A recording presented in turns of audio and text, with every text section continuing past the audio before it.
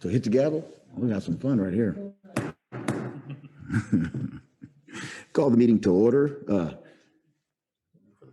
Stand for the Pledge of Allegiance.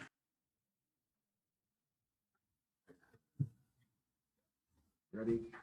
Pledge allegiance to the flag of the United States of America, to the republic which stands one nation, indivisible, with liberty and justice.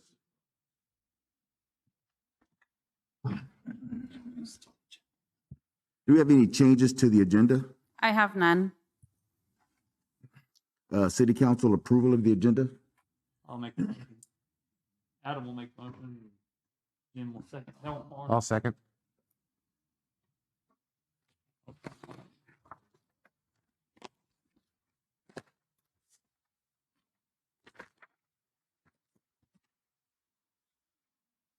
Let's see, we have, Shannon, did you get the,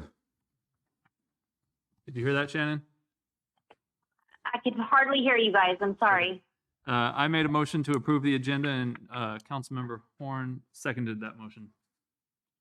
Okay. Councilman Atkinson, Aye. Councilman Horn, Aye. Mayor Pro Tem Singleton, aye.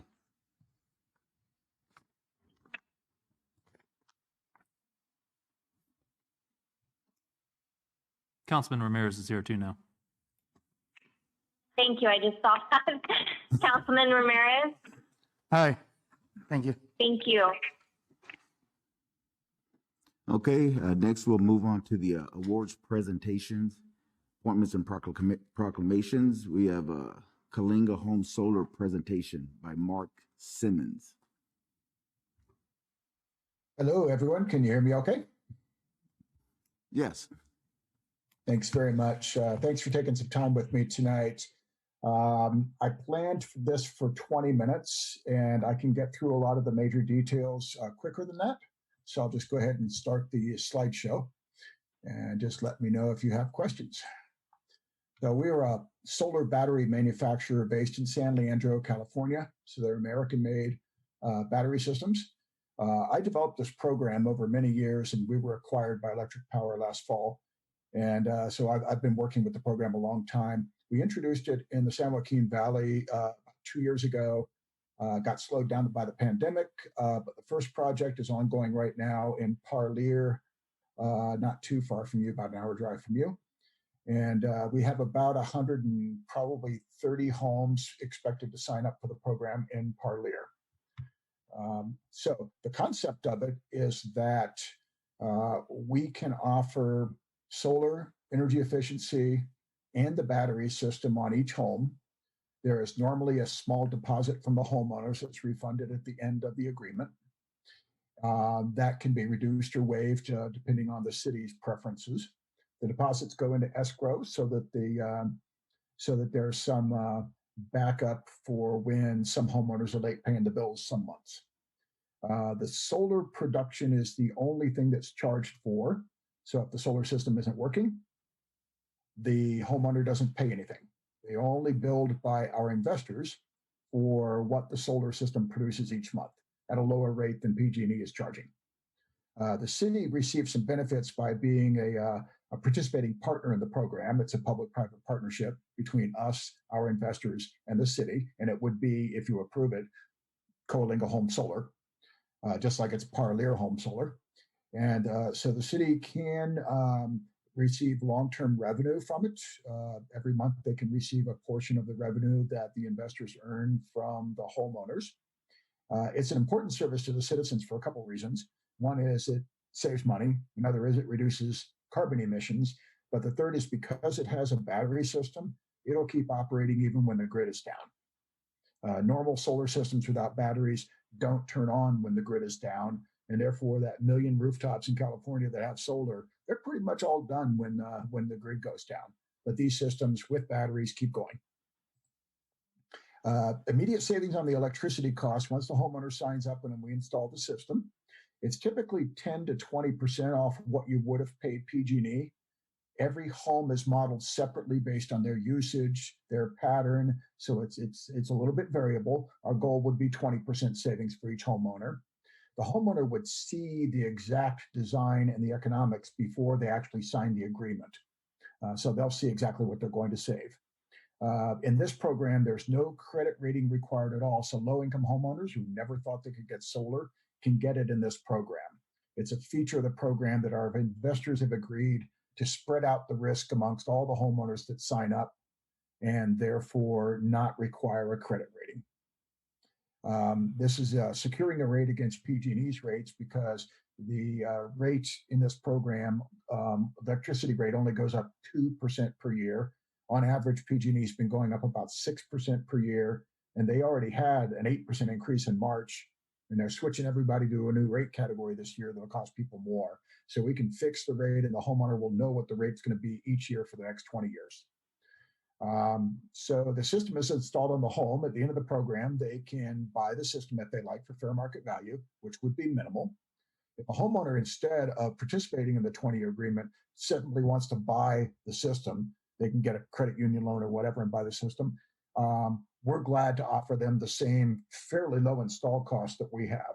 We're quite a bit under market because of the volume we're doing and because we're the battery manufacturer. Benefits to your community. Aggregating these together allows us to do the program. Better savings than I've seen in other 20-year agreements. Significantly better savings. It ensures no scams because the homeowner's only paying for the power the system produces. And I think it pretty much said the rest of this one. The system includes LED lighting for whatever lights they haven't already converted to LEDs, electronic device that makes the electrical system run more efficiently, and the solar and the batteries. I want to pause here and just show you a sample. And here we go. I'll just share desktop. Okay. This is Mr. Miguel Lopez. His usage over the last 12 months was 10,982 kilowatt hours. The average home in the San Joaquin Valley is using close to 10,000 kilowatt hours. In the Bay Area, they're using less, and they're not getting socked with extra charges as much as San Joaquin Valley is charged. But you have longer, hotter summers in the Bay Area, and therefore you use more power. And therefore your electricity bills are far more than pretty much anybody can stomach. We want to design the system between the energy efficiency and the solar to cover 100% of annual usage. Of course, that varies month to month with usage and length of day, but for the solar production and all that. This is the system design on Mr. Lopez's house. So the starting PG&E rate, and this is before they raised the rates. I'll go ahead and zoom in on this. PG&E up until January was at 28.5 cents a kilowatt hour. So instead, they're going to pay less in the program. This is just the system production numbers. And here's the heart of it, the electricity bill savings. Would have paid PG&E $3,134. Instead, they pay Parlier Home Solar $2,193. And that's roughly 20% savings. The average monthly payment would be $182, and the average monthly savings $78. So it's just really simple and clear to the homeowner exactly what's going to happen with the system that we'll install on their building, on their house. I'll pause for questions, and then I've got just a couple more slides. Any question from the council? No questions? Thanks. I'll just finish up the slideshow, and thanks for your patience with that. And this was just what the system includes, which I've already told you about. How do we calculate the savings? We can go through that if you like. Now, we have two of the top law firms in California that have vetted all the agreements. And frankly, Parlier's lawyer spent 2 years vetting the program before he actually agreed to it. But we have energy law from Keys and Fox and municipal law from Myers-Nave. If you're familiar with these companies, you know they're really experts in it. So everything about the program has been vetted. A staffer of the California PUC vetted it. The California Solar Association vetted it before they'd even take our membership dues. I think you'll find it's a very solid program. Now, something that we offered Parlier and will offer Coalinga and every other city is, aside from this program, a lot of homeowners got scammed by solar companies. So as we talk to homeowners in Parlier, If they already have solar panels on their roof, we ask if they've been scammed. We ask if they have a problem. We read their contracts. We advocate for them. We fix a system that's not working. And this is at no charge, just by being participants in the Coalinga Home Solar Program. We would do the same thing for any residents in your city. Whether or not they sign up for our program, we want their system that they already have to work.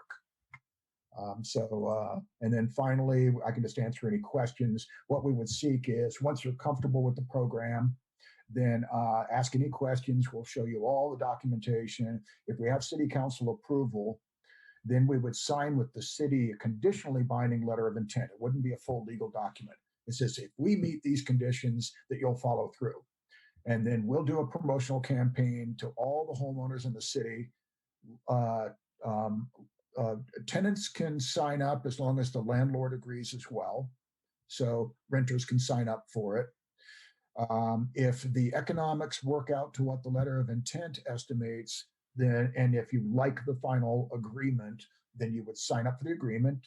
We would have about a 3-month promotional campaign. We would pay all the costs, develop all the literature, the secure website link to your website for Coalinga Home Solar. Run everything by you as much as you want to be involved in it. And we would then visit each house, engineer the system, build it, construct it, and then the investors would operate it for the full 20-year period. The investors would invoice the homeowners each month. And then as the escrow is used and replenished and used and replenished, then the Coalinga would get its income each month. I know that was a whole bunch of information, so I'll pause here and see if you have questions now. You talked about city revenue. What would the city revenue amount be? In Parlier, roughly 100 homes equals about $68,000 per year of revenue for them. It's 5% of the income, and that'll be at a fixed percentage in the agreement. Sometimes we've been able to get 8%, and sometimes we've been able to get an income of 6% or 10% for the city. Part of that was based on the fact that California has a battery rebate program, and the investors were getting paid a lot to put batteries in. The rebate program is exhausted, and Parlier is low income qualified, whereas Coalinga isn't. So there's some variability in it. I'm sure I can get you 5%. I put that in writing. I will try in the final modeling to get you 8%. Okay, and do you need a certain number of homes to sign up for the city for it to be beneficial, or for us to get that 5%? Or let's say only 3 homes sign up in the whole city of Coalinga. Well, ideally we have a minimum of 50 homes, but I've been able to get investors interested at 40. Basically, you're talking about a $2 million project. At 100 homes, it's a $4 million project, and now they start to get real keen on it. And if the return on investment for them with all the design work is, matches their requirements, they require an 8% internal rate of return. I'll show you every number if you like, tonight or any other time. If they can get their internal rate of return at 8%, and it's a private-public partnership, but you cannot guarantee anything on this as a city in California. You can only be our partner in, managing it sort of and recommending it to homeowners. They built in a pretty significant failure rate as well, a default rate, and the escrow account is meant to partly offset that and keep homeowners from failing and from the program from failing. In the contract, there is no possibility of a lien on the homeowner's home. City lawyer Costanza from Parlier made us exclude any possibility of a lien. I know you didn't ask about that, but there you go. Right. So we talked about some benefits to the city. What are the liabilities to the city? The liability is mostly your reputation, honestly. I mean, if we don't do what we say we're going to do, they're going to complain to you. And that is so critical, your own reputation with your homeowners. Aside from that, you have no legal liability. That's written in the agreement, and we'll supply you with the master agreement anytime you like, or you can even see the one that Parlier signed. It'll be the same. But once we start promoting this in partnership with you as Coalinga Home Solar, homeowners are going to look to you even if you don't have any liability. So what happens if you exhaust the escrow account because people haven't paid or they defaulted? Is the city going to have to owe that money? No, and that's built into it too. So you have a couple options. You can either participate with the escrow. You can't really manage it according to California law. The investor will have to manage it. But you can say, hey, Mr. Lopez is 3 months late paying his bill to you. Go turn off his system. And mostly that would be on the investor. You don't have to do that. You don't have to take any responsibility even to tell us to do that. But when Mr. Lopez is 3 months late paying, the investor will simply turn off the system. So there's no more bleeding on the part of Mr. Lopez. He's not mounting up any more debt. He's simply going to start buying his power from PG&E again, and he won't like what PG&E is charging. And hopefully he'll catch up on the 3 months in arrears, and it costs $50 to turn back on his system, and it's done. If the escrow account is ever exhausted completely, then basically the investor has mismanaged it, or there's some incredible disaster, in which case the investor has already factored in a fairly significant failure rate into their return on investment calculations, and they're just going to have to eat it. It can't come from the city anyway, and that's in the contract. Okay, and let's say these people do default on their loans or on their systems. Would you repo the system if you had to? The investor has the right to take the system off the rooftop, and in the contract, they have access right to maintain the system and to remove it if necessary. The investor has a pretty significant interest in not taking a system off a rooftop in the first 5 years, because there are IRS tax incentives rules about keeping it operating at least 5 years, and putting it on somebody's home, when it's already, 2 or 3 or 5 years old. It's fairly devalued at that point. People don't like used systems; they want new systems. So what would happen is they would turn it off, but they would leave it operable and hope that the homeowner finally ends up making good and they can turn it back on. The homeowner after 5 years has the right to buy out the system for fair market value, but that's a different topic. Okay. Last question. Talking about the battery, your battery is going to run a household if the power grid goes off, which it has been doing pretty much every summer, it seems like. What happens for people who already have a solar system? Are they able to get a battery for it through this program? Yeah, and we know the wildfires, the climate fires are going to get worse. And I live in Denver. I work for a California company, but I'm in Denver. And we had the 3 worst fires ever in our recorded history last fall. So we're going to see these shutoffs too, but not like you're experiencing yet. When the grid goes down, normal solar systems, they just don't turn on. The inverter that converts the DC power to AC, feeds your electrical panel, it doesn't turn on. Battery style inverters do, because they take their startup power from the batteries. So during the day, you have ongoing production regardless of the grid. Every day, you're going to produce the same amount, whether the grid is up or down.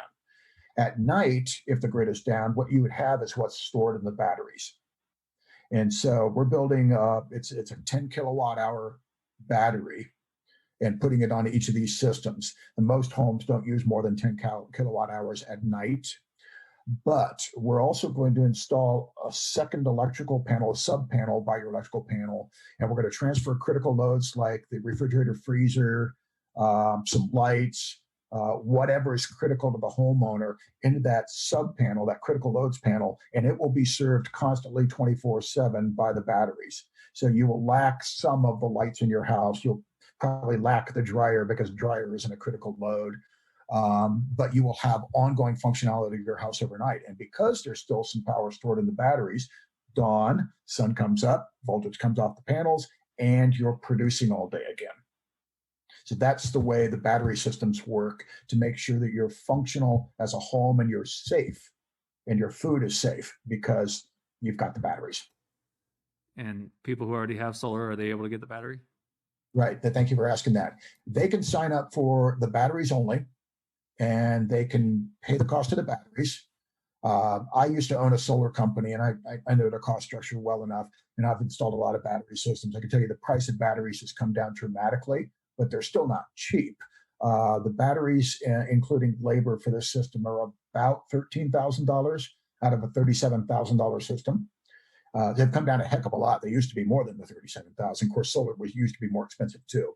So if a homeowner already has solar, we would have to replace their inverter to be a battery style inverter. Actually, we can wire the old inverter to the new one and still make that work. and the batteries would be included, and they just buy it from us at cost. Basically, our normal pricing, including the labor, and our contractor is already set up to do that, just like they're set up to analyze houses that got scammed and make those good. Now we find some houses that already have a solar system and maybe a 20-year agreement, but they weren't designed to get anywhere near 100% of usage. I had one in Parlier that's 58%, another is 55. We can build a smaller system to cover the rest of the usage and make that the battery system and make it all work together. These are lithium iron phosphate batteries, by the way, not lithium ion, a much more stable chemistry and about 6,000 cycles. So you're talking 16 years life. So on a 20-year agreement, at about year 16, the investor is paying the replacement cost of the batteries and the inverter. So by the time the homeowner takes over ownership at the end of year 20, they've got pretty close to a new battery component of their system. And that's built into the price structure as well already, that the investor just has to replace any equipment that goes end of life, and they have to maintain the system. They're going to pay the contractors for a 20-year operations and maintenance contract. And these will all be live monitored on a website. The homeowner can go look at their live monitoring at any time they want, compare the bill that they get each month to what they really produced that month. And the live monitoring is sophisticated enough that we'll know a system is underperforming before the homeowner even realizes it, and we'll dispatch the O&M contractor to repair the system to maintain it. All right. Well, thank you. Any other questions, council? Yeah, I have a quick question. Who does the billing? Would it be the city of Coalinga, PG&E, or you guys? It would be Coalinga Home Solar LLC. And basically we, as battery engineers, have designed, I'm not the engineer, other people are, have designed the software to automate that invoicing to the homeowners. We don't generally do budget billing, the same bill each month, and at the end, if you get a true up at the end of the year. I really despise true ups, and I've heard some real horror stories about them. So instead, you only get invoiced for the power that was produced that month. There's never any surprise at the end of the year. So the Coalinga Home Solar LLC will do the invoicing and the collections, report to Coalinga, and each month, as long as the escrow is made whole, give Coalinga its share. It's 5%. Anytime the escrow falls below 100%, then we would refill the escrow, and then Coalinga would resume receiving its 5%.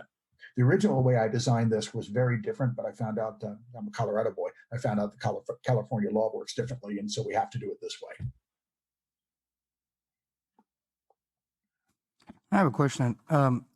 I know a lot of residents here in Coalinga, they're under the CARE program for PG&E. And Yes, do you guys got something regarding to that? Because I know a lot of them depend on that CARE program. Okay, I want to ask you, it's Coalinga, not Coalinga. I'm mispronouncing it. Coalinga? Coalinga? Yeah. Coalinga, whatever. Oh, We thank you. I accept was just not wanting to add an extra syllable and mispronounce it. I'm sorry. Please ask your question again. Yeah, my question was that a lot of the residents here in Coalinga, they Right. yeah, they depend on the CARE program with PG&E. Is there like a program that you guys offer for basically like elderly, disabled that they depend on this program? Well, what I would say is that basically you're talking about a discounted utility rate. Sometimes I believe it's also budget billing, like it's the same bill every month, but it's a discounted rate. What we're going to use is their discounted rate and get the savings from that. Now, it might not be a full 20% savings. It might be 15%, and each house has to be modeled separately for this reason, amongst other reasons. But they're still going to get some savings, and they're still going to have the full system with only the deposit. Now, we recommend a $500 deposit, but the city can decide to reduce it or waive it for low income. And for people on CARES, I would say waive the deposit. The escrow will still be okay. It'll still manage okay. It'll just be not quite so fat in the beginning. But we want to make sure there's no barrier for people to sign up to this. I mean, part of this is low-income homeowners probably never look at solar because they never thought they could afford it. They never thought they could get a loan. These are the people that this program was specifically designed for. Anybody can join it, but low-income homeowners now have a route that they haven't had before. And by something that the city has analyzed enough, the city has confidence in recommending it. That goes a long, long way. Now, if you're a member of a community aggregator as well, community choice aggregator, like in the Bay Area, we're dealing with one, same kind of thing. If it's a discounted rate from PG&E, we have to model on that. Now, having said that, PG&E got approval last fall with the California PUC to move every resident to their time of use rate category.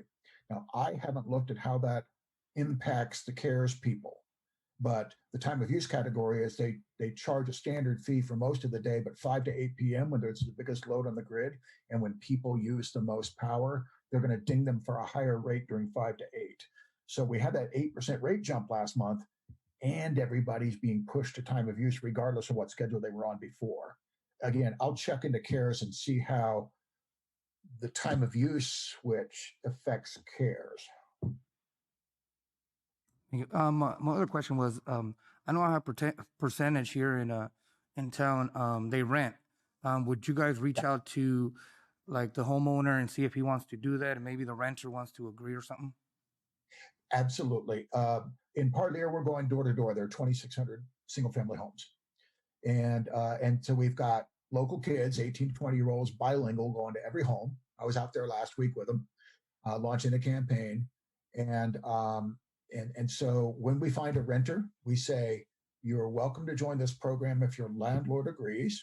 Please ask them, and we will answer questions to you, any questions to the landlord. A lot of landlords don't care because the renter pays the electricity bill, but the landlord will benefit because eventually that system's going to stay on the house, and eventually the landlord's going to probably own it. So there are ways to convince landlords that this is a good, viable thing for them, even though they're not paying the electric bill. Sound good. Thank you. We had one landlord in Parlier sign up her home and her 3 rentals. Okay, I got That another was a quick. nice thing. I got another quick question.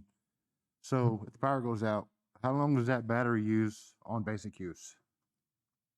Well, given that we did the critical loads panel, so we reduced the load on the batteries overnight, it'll last all overnight. Just They won't be running roughly their 8 air to 10 conditioner hours. for a long time overnight. The big loads in a house are typically the dryer and the air conditioner. And I would consider the air conditioner not really a critical load, but you could get into a safety issue if you don't run your AC with these hot summers.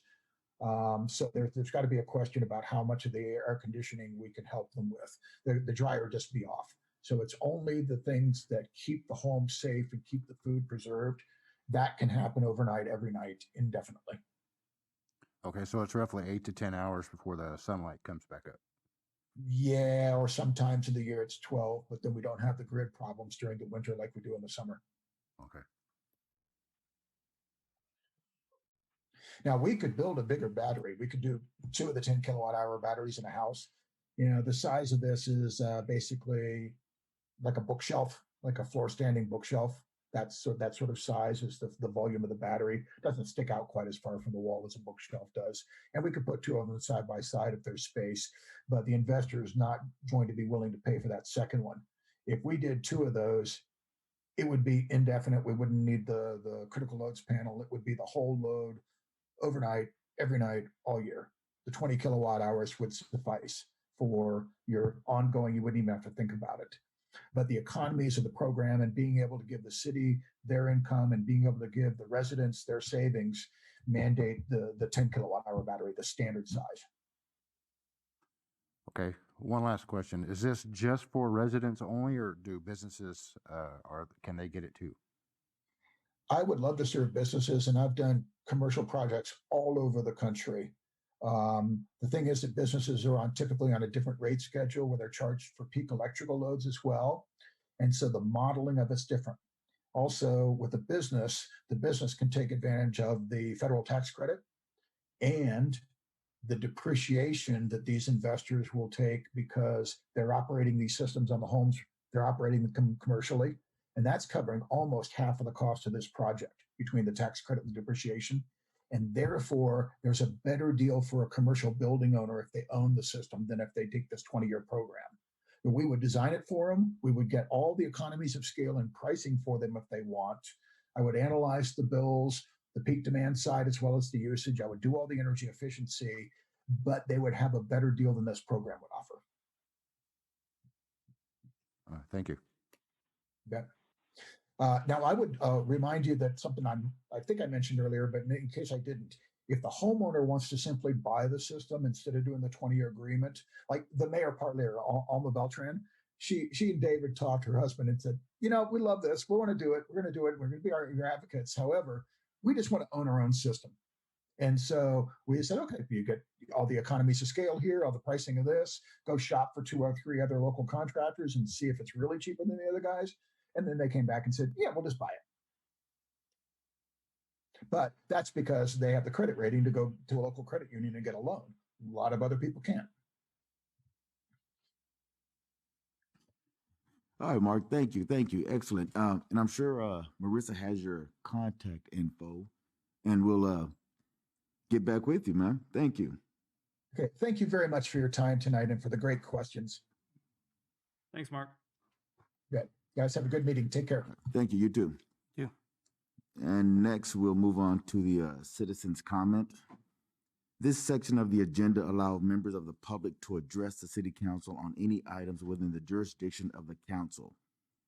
Members of the public, we recognize by the mayor should come forward to the lectern, identify themselves, and use a microphone.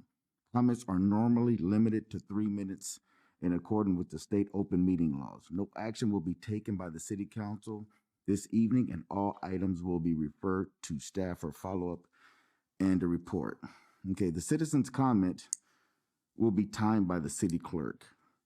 She will alert you when you have only 10 seconds remaining. If you continue speaking, the microphone will be muted at 3 minutes.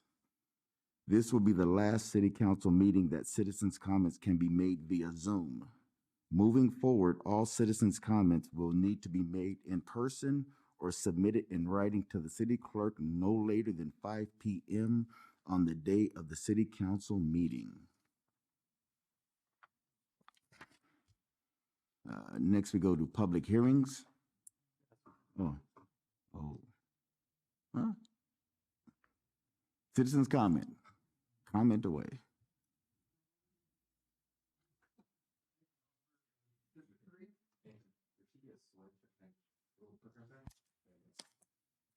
Nathan Vosberg, District 3. I just wanted to, I don't know if is there a budget item on the agenda tonight? There is, it's on discussion. Okay, so I remember when we were 4 million in the hole.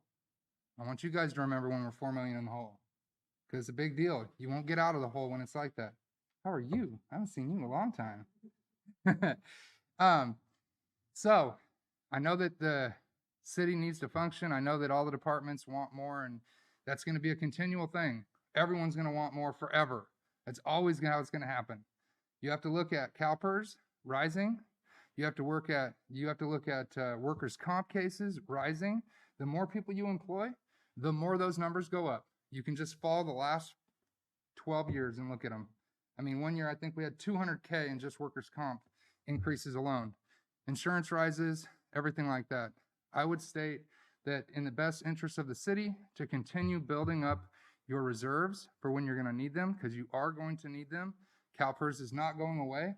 CalPERS is not doing well as a fund in general. And so I would pray that you guys do your best to put money into savings and to think about efficiency and how can you be efficient. Some of those things could be, and I know no one ever wants to hear this, no one ever wants to hear about outsourcing until it's too late. So, you know, I see that there's 4 positions on there for people to do grounds work. If it was me, I would hire a company in town to do that grounds work. That way you wouldn't have to pay for CalPERS. You wouldn't have to pay for all that kind of stuff. And I know it would be cheaper.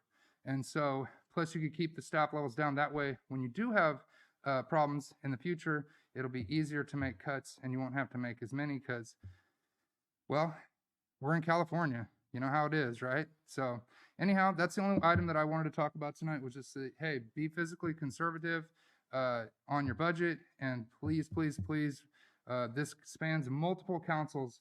of making sure that we keep our budget in line. And it's going to be not just you guys, it'll be the next council. And in 2 councils away, you're not going to have Measure J unless the public says to go for it. And that was a tough sell the last time. And so who knows where our cannabis revenue is going to be by then as well. So just be prudent. And I appreciate everyone up here for doing this job. It's a hard job. And I want to thank everyone. So thank you so much. Thank you, Nathan. Thank you. Shannon, do we have any other citizens' comments? I do not see any at this time. Okay, thank you. We will go on to public hearings. I see none. We will go to the consent calendar.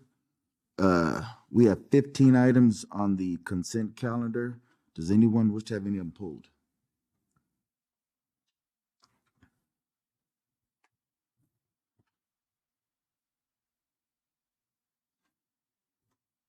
No.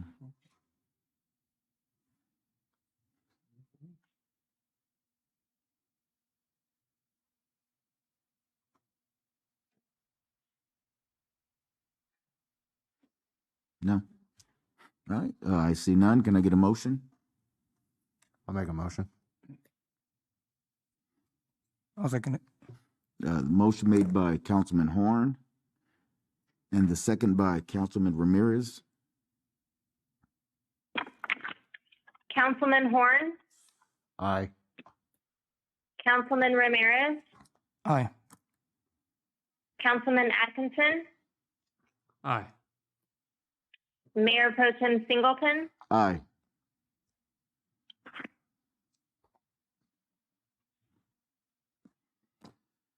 All right. Next, we'll go to the ordinance presentation, discussion, and potential action items. First, we'll go with discussion, direction, and potential actions regarding the upgrading police department's radio dispatch repeater and officer handheld radios to meet the California Department of Justice requirements. Chief? Good evening, Mr. Mayor Pro Tem and Council. The police department is requesting the council consider approving the upgrade of a new dispatch radio, handheld, and repeater system for the city. The police department currently uses what's called the MIP 5000 radio system. It is a decade-old radio system that is on its last leg. We are starting to show problems with this system. Since 2000, the police department has used the MIP 5000 system as its primary system to communicate with emergency personnel out in the field. The system no longer is in use by most agencies throughout the state, and Motorola no longer covers the maintenance and no longer makes parts for repairs on this piece of equipment. Our system is beginning to show its age and having problems with the channel remaining open after someone has made a transmission, and most recently we lost connection with Parlier PD for over 10 hours.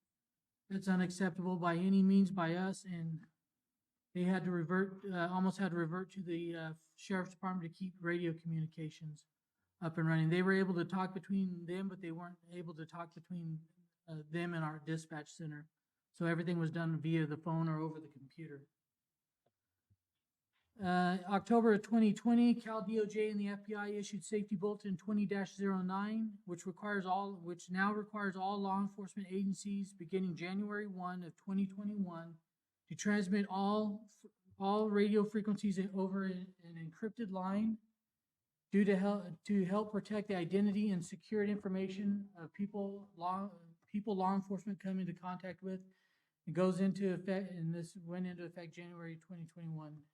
However, they are allowing agencies to transmit with some minor modifications on a temporary basis. What they were getting at on this is that over the years,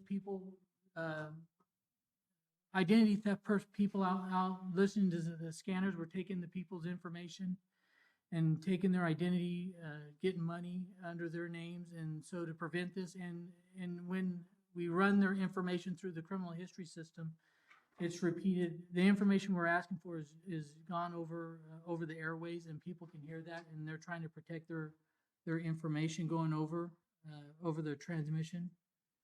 The department has, we have contacted Motorola Solutions, who is what is the company that we have used for many years, and obtained a quote to purchase the new system at a cost of $398,900. Or we have the option to make 3-year installments at $136,900, which the first payment would be due 1 year after signing of the contract. So the 1 year after I sign the contract would put us close to next fiscal year. So it'd give Jasmine time to do some budgeting. Police department would also have to update their current handheld radios to accommodate the encrypted radio traffic. The radios we've selected are the APX Next, which is this radio I have here. This radio has many functionalities. Turn it off so they don't hear what I'm saying.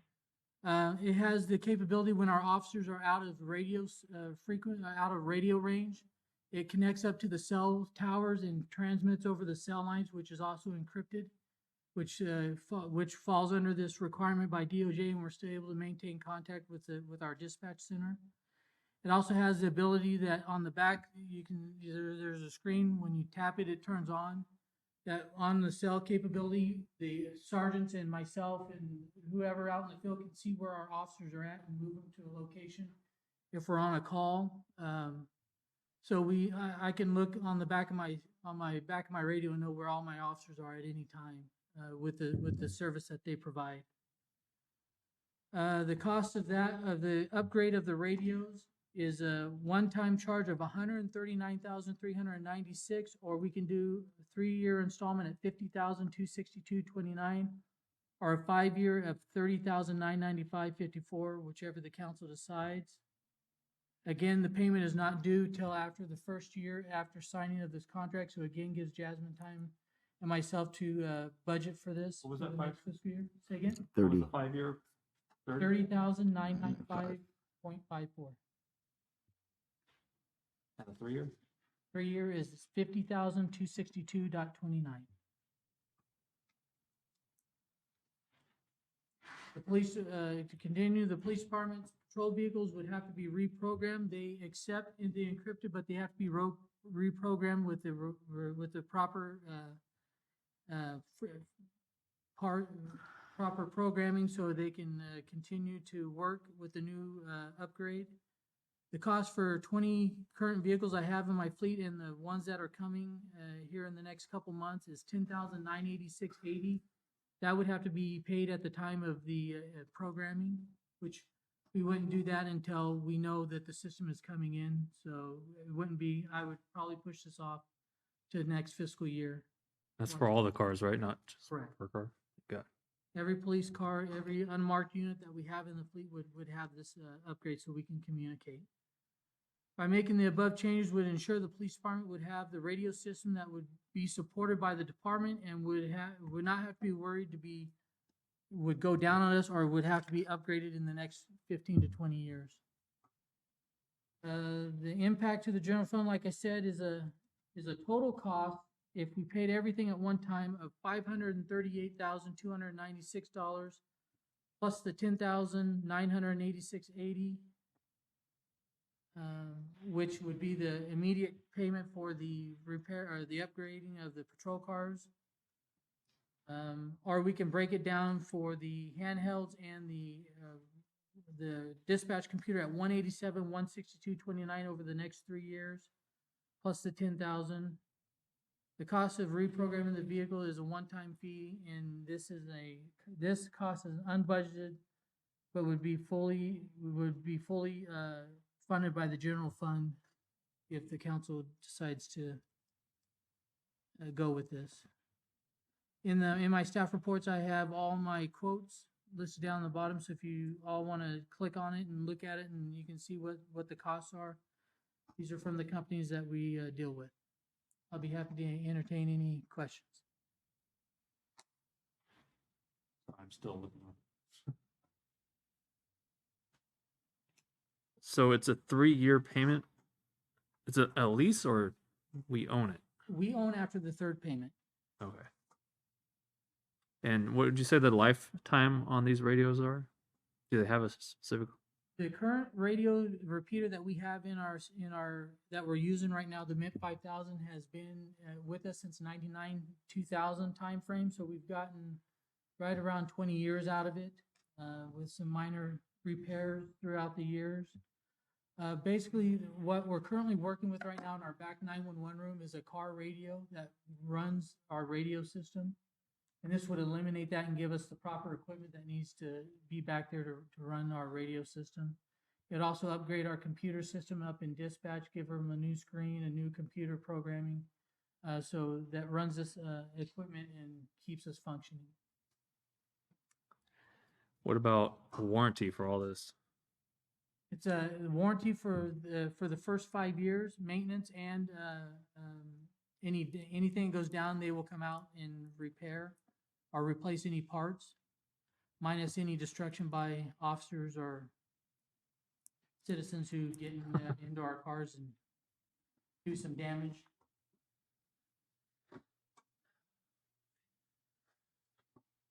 So if we did the 538,000 and we wanted to finance that, what would that be a year?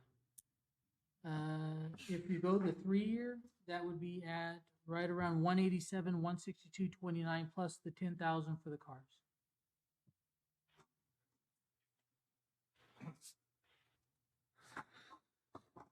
And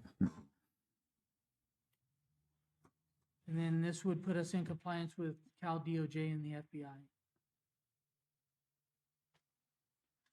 So does this mean no one can hear scanners anymore? Correct.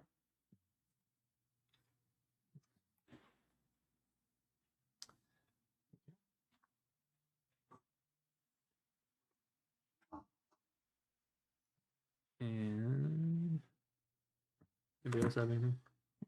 Questions? Yeah, in the future, what's the additional cost per radio if you have to add to the system? A handheld or a car radio? Either one. Handheld is about $7,000. A car radio is about $4,000.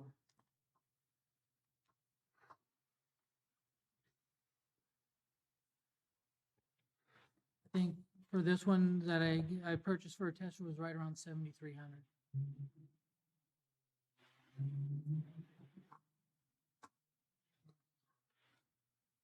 Well, Yeah. it's a lot of money. Yes, it is. And it's no doubt that you don't need them. You know what I mean? It's obvious that you do. I mean, these have been around since, since 2000. I mean, there's no doubt it's just how to make the magic happen. Just depends on when I sign this contract. If I sign it at the right time, we can push it probably into not next fiscal year, but To the the- following. right, you can fiscal year, skip right one. around July 1. Mm-hmm. That would put us to the fiscal year 21, 22, 22, 23. 23, correct. So it'd give us an extra year to kind of budget for it. Is Jasmine here? Yes, I am. Jasmine, what do you think about these total costs? There's definitely a sticker shock. However, I think that Darren has a point. It gives us something to look forward to on the horizon. Well, I guess we'll know once we put the revenue numbers in to see where we stand when it comes to the general fund with everything that we've got in the costs right now with regard to personnel and operational costs. And so it's definitely something to look forward to on the horizon. I wouldn't recommend putting it in this particular fiscal year, just because we are in COVID times. We're living through uncertain times at the moment. We have a high reserve balance to maintain. And so just wait, kind of take this information and kind of sit with it for a little while until we put those revenue numbers in to see where we land, and then take it from there. If we have money, then that's great. We can put it in. It also gives us an opportunity to give information to our grant writers to see if there's grants available to fund this through like a DOJ grant. I'm not sure if Darren's kind of looked into that as well. And so we can provide this cost information to our grant writers to see if there's grant funding so that we're not putting this money up front from the general fund. That's my 2 cents. I have looked into the grant and I applied for it and we were not awarded for it. And is there a certain time that Motorola or whatever company it is wants you to sign this contract? I mean, how long do we have to think about this, or? I can contact Ian and tell him that we would not go with this contract till July 1, which would put us 2 years out for not this coming fiscal year, but the following fiscal year. So we have a whole year to work on numbers. And just for your background information, Jasmine had referenced when the revenue numbers are plugged into this upcoming fiscal year budget, and that will be at the second meeting in May. Okay.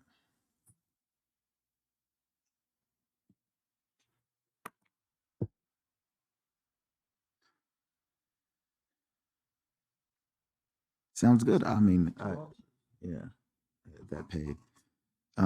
I agree with Jasmine that, hold on to the information and, you can make contact with your contacts and you can kind of tentatively, I guess, shoot for that date, depending on what the numbers are. So can we wait to see what our revenue is before we move forward with this? So you could make a motion to table this item until the second meeting in May, and it would be on the agenda for the same meeting as the budget that would have the revenue projections. Now, would that have it, if we waited that long, would that do anything to the cost? No, Okay. this cost is locked in until I give them the word. Okay.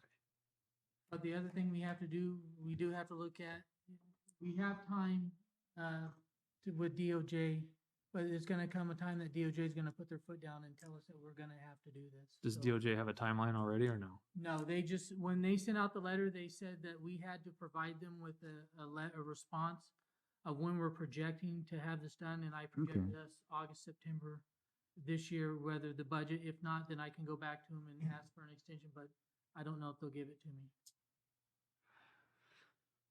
Okay. Maybe we can table this till we see the revenue projections and we can kind of get an idea of where we're going to be at. Because I don't know where we're going to be at. I know we got new cannabis businesses coming online, but I don't know what it looks like with our has been asked for staff. I mean, and Fire's looking for new trucks and everyone's looking for everything right now. So can we see what revenue is going to be first? Do you mind? Yeah, I can, with the city manager's approval, I can bring it back on the second meeting. Okay. So we need to make a Sound motion? good to everybody else? Yeah, if you could make a motion and just remember that when we are working on the budget numbers, that this item is a priority because we may be forced to do it anyway. So I know there are other items that are being asked for as far as staffing and, as you mentioned, fire trucks, and they're definitely needed. But what Darren is asking for is really a requirement, and we're going to be forced to do it one way or another. So we might as well do it on our terms instead of DOJ's terms. But I mean, so Fresno PD has to go to this too? I mean, that's got to be a huge cost for them. Yeah, it's What a are they- huge cost. When it came up to the chiefs meeting a couple months back in January, the sheriff and all the chiefs got together to try and develop a letter to DOJ.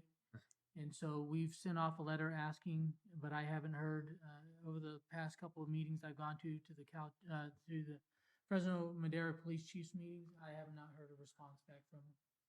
And is there other companies out there besides Motorola who may do this, or? Motorola there's other companies. I've never used them. I know how Motorola works over my years of working with them. I don't know how good the other products are, and I can go out for another bid, but I don't know how good the product is.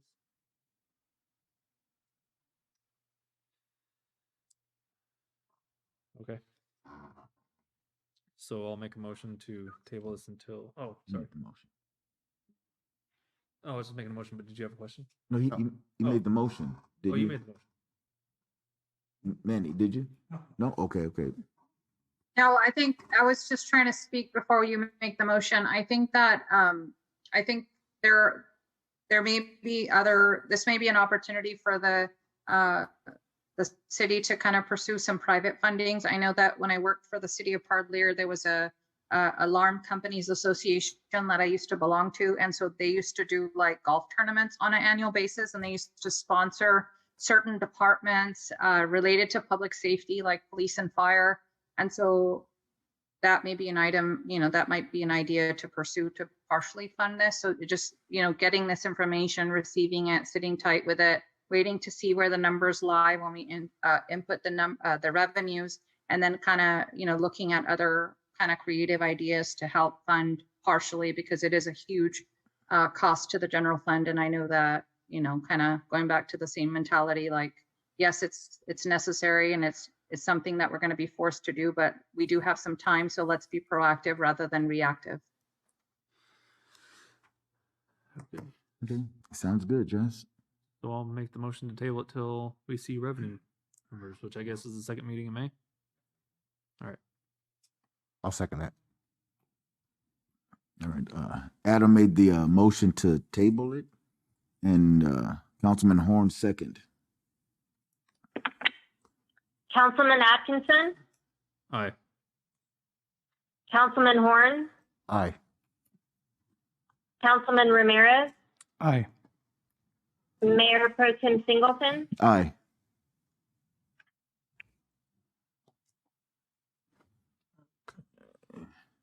Okay, next we have the fiscal year 21-22 draft budget discussion and direction with Miss Jasmine.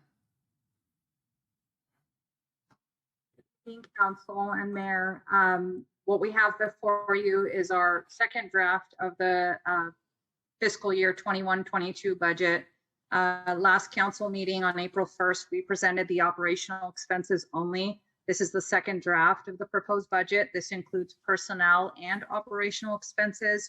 And so this is the first time that you're seeing the complete expense picture. But I think that the real action with regard to the budget discussions really happens when we meet for the second meeting in May, when the revenues are in there. And then that's when we're going back and forth as far as prioritizing the things requested, and then kind of seeing where our numbers lie, and kind of going back and forth to see what's a priority, what's a need, what's a want, and what can we fund this year, and what do we need to push over to a future year. And so this budget draft includes a few new positions. There's one code enforcement officer, there's one custodian, there's 4 groundskeepers being added, 1 accountant, and 2 police officers. And so at this time, I can, answer any questions. I know Marissa did a heavy part of this personnel portion, and so both of us can try our best to answer your questions at this moment. I really don't have any questions until we see the revenue come in. So Yeah. So I can tell you just some general information when you're looking at the personnel portion of the budget. So there are those new positions included that Jasmine went over. You can always remove those if you would like. Other than that, everything else is pretty much status quo. Our CalPERS numbers, our CalPERS employer rate went down this year for PEPRA members, which means anyone hired January 1st, 2013 or after. They went up slightly for our classic members, and it was like a fraction of a percentage that they increased. And our employer rates with CalPERS are still less than what we paid when we were with ICMA prior to rejoining CalPERS. We do have that unfunded liability though, so we end up paying about what we were paying with ICMA. We have not got our health insurance renewal rates yet. So in the personnel costs, I used a 10% increase, which was my best estimate for what we are going to receive, but we haven't received the actual increase yet. So other than that, everything's pretty much status quo, with the exception of those changes and the additional positions that are in there. Looking at the custodian, that would be full-time, right? So that would be the intent. Like I said, if you don't want to approve it, I mean, it's up to you. At one point, we used to have 3 full-time custodians for the city.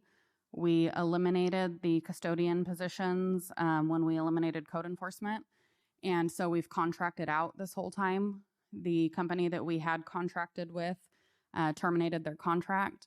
And so we are temporarily contracting with another vendor in town who does a great job, but he has other customers that he services. And so the days and times that we get him are not ideal. And we don't get as much service as we did when we had a full-time person, and there are other tasks that the custodian used to do that's now being absorbed by other city staff. And so it would be my preference that we hire one full-time custodian. The cost is not the cost of one full custodian when you consider that we're already paying about half of that to a contractor now. So it would just be an increase of what that difference is. But yes, it would be a full-time position. You could make it a part-time, or you could not approve it at all if you wanted to. Okay. And the one we use right now, it's contracted or like by a year, 2 years? He's on a temporary contract that we can cancel at any time. Oh, okay.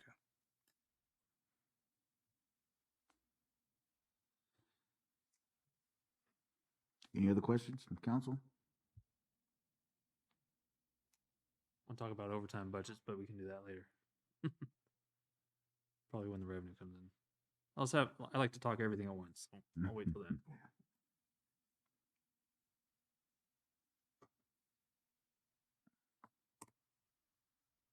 So I can say, generally speaking, about overtime. The police department's overtime is down slightly. There's been that change in their work period under the FLSA 7K exemption. So their overtime is down a little. With fire, it looks like it's increased, and it has, but there is then the reimbursements that come in for the fires that we assist with. So that offsets some of that overtime cost.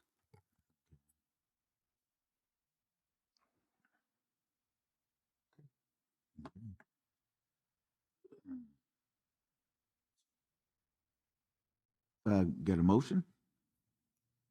Make a motion? Make the motion. So, sorry, this Oh. item doesn't require a motion. It's What- just information. And then we'll have the discussion, the second meeting in May with the full budget picture with the revenues plugged in. And at that time, you can provide any direction that you'd like so that we can bring you back a revised draft at the following meeting and hopefully adopt the budget in June. Perfect, perfect. All right, no motion needed at this time. Let's go on to announcements. City manager's announcements. Thank you. I have two, and then Darren gave me a third.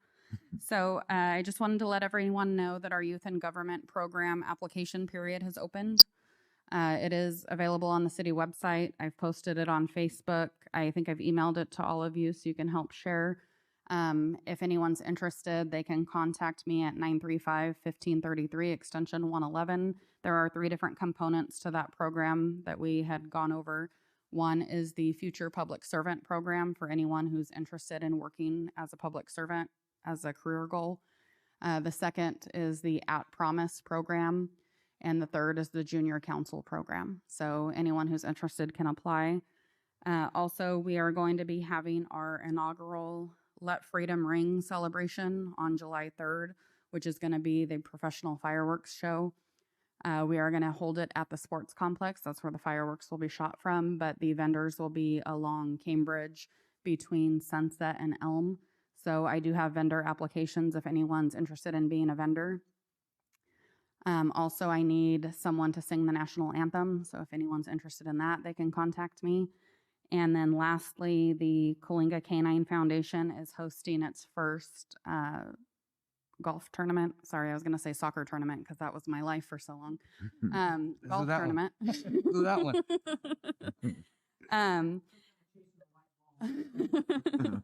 one. So golf tournament, May 7th.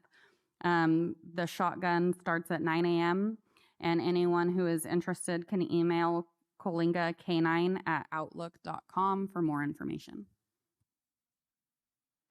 Excellent, excellent. Council members' announcements? There are none. And the mayor's announcemements? I see none. We go to future agenda items, closed sessions, none. And that's all. This meeting is adjourned.